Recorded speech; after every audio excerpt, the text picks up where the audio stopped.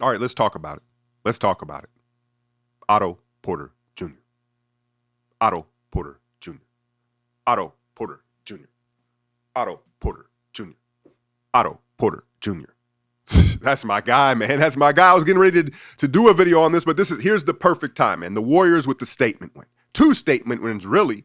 Memphis, we had a little something for them as well. Undermanned, despite what LeBron would have you believe, the Warriors are not at full strength. I don't know if you've noticed, but they're not at full strength, right?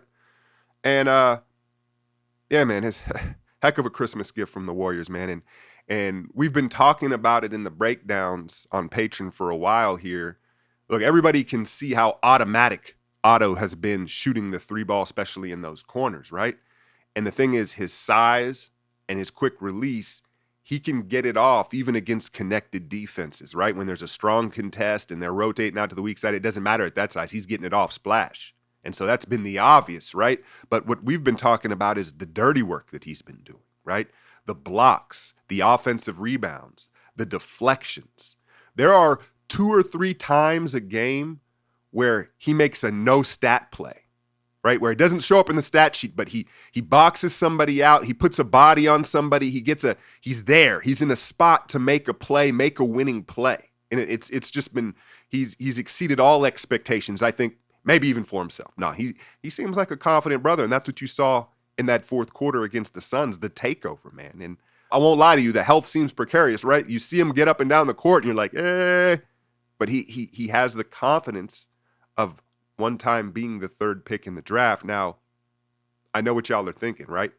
How do we bring Otto Porter back? He is on a veteran minimum deal. Do we get a restoration discount for reviving his career? Like he is load managing, right? For the first time in his career, I think he's on a team that's prioritizing his health. And part of that has been the stigma of his contract and expectations. Everywhere else he's been on this big contract. He's been this big deal. And I think there's been a lot more pressure and expectations to lace him up every game and get out there. You're a big money player. You're a star. You got to do it. And the Warriors have treated this situation differently. So I don't know how much he values that, right? But look, if he's going to continue to play this way through a deep playoff run, someone's going to throw 8 digits at him. And so I don't know how the Warriors combat that. I guess let's just enjoy it while it lasts, right? Let's enjoy the moment, man, because again, I was just like, Otto Porter Jr. Otto Porter Jr. And we're going to make that a thing, Dub Nation, right? And it's the El Chapo, right? The El Chapo 2 Chainz, Otto Porter Jr. Otto Porter Jr. The team loves him. Look, he's only 28 years old. If I don't want to get too far ahead here, but he wins a chip. Does this finally home for him? I don't know, man. I don't know. I just want to enjoy it while it lasts. Couple of other thoughts about the game. This kid Weatherspoon, I'm not even going to try and say his first name. It's Quindarius or something like that. Something crazy. But I think it's pretty clear he needs to take Chioza's spot. It took about 90 seconds of him on the floor to figure out, he's a dog. He's a dog. He was body to body, chest to chest with CP, Book, whoever. Wasn't afraid of the moment, right? And then he already knows the system because he came from Santa Cruz. I guess he's been the dude that's been guarding Clay in his rehab, and that's where Clay's been impressed with him. And so, enough is enough. Enough is enough.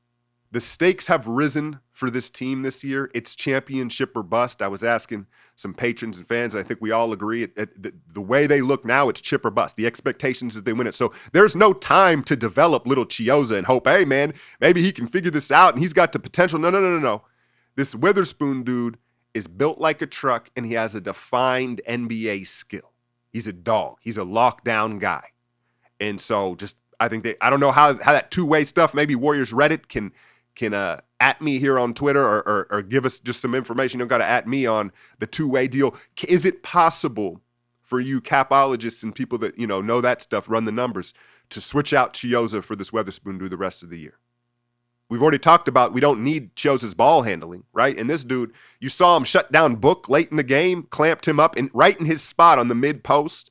And so, yeah, it's not like he's going to be some star player, but he has value, especially when you consider the volatility of rosters this season, right? And you see Draymond has now entered COVID protocol after the Suns game Christmas Day. So we're down bad, man. And you got to see Denver twice this week. But that's the thing. The Warriors, you look at the Memphis win, you look at the Phoenix win. We've had a couple wins here in the last 10 days that we probably shouldn't have won. There were losses on paper. We can afford to lose 3-4 games in a row, and we still going to be straight. They've earned that with the record that they've got thus far. Real quick on Kuminga. Big minutes for Kuminga. You saw him on Chris Paul hit a three. And you saw that drive baseline in the fourth quarter, right? Looking like Jordan, the up and under move. And, you don't usually see a player with his size and strength have the hover bounce. And what I mean by the hover bounce is that type of bounce where it seems like you just hang in the air a little long, like you hover. There's extra air time. Jordan had it, obviously, right? Vince Carter had it. Zach LaVine has it. Jones Jr.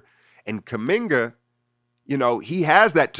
At his frame, it's a little uncanny. It's usually reserved for a little smaller a guy, right? But Kuminga seems to have all the physical attributes: strength, bounce, speed, quickness, length, size, and you put it in this Warriors environment, and I don't know how you can't be excited about it.